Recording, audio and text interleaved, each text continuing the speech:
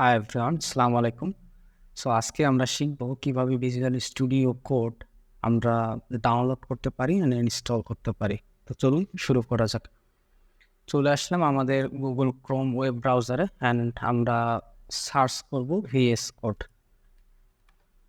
দেন আমরা ক্লিক করব অ্যান্ড প্রথমেই যে আমরা লিঙ্কটা দেখতে পারতেছি visual studio code editing and redefine. So আমরা লিঙ্কে ক্লিক করব। ডান পাশে যে আমরা ডাউনলোড বাটন দেখতে পারতেছি, সো আমরা ডাউনলোড বাটনে ক্লিক করব।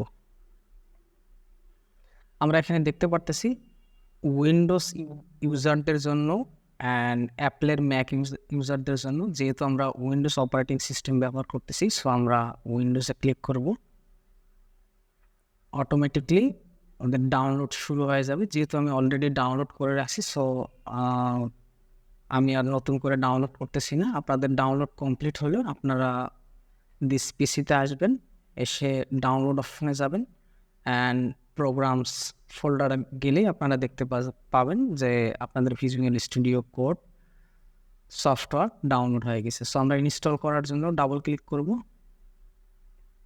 আমাদের লাইসেন্স এগ্রিমেন্ট লাগবে, সো আমি I accept the agreement and click next.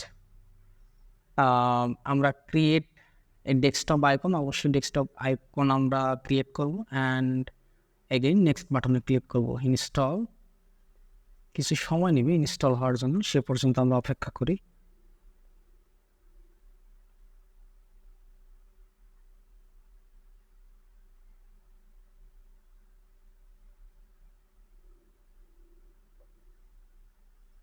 And finish button.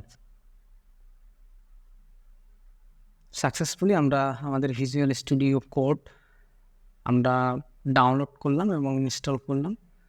দেখা হচ্ছে পরবর্তী লেসনে কীভাবে আমরা ভিজুয়াল স্টুডিও কোডের ডিফল্ট সেটিং চেঞ্জ করে প্রোগ্রামার ফ্রেন্ডলি সেটিংস ক্রিয়েট করতে পারি। সে পর্যন্ত ভালো থাকবেন, সুস্থ থাকবেন। আল্লাহ হাফেজ।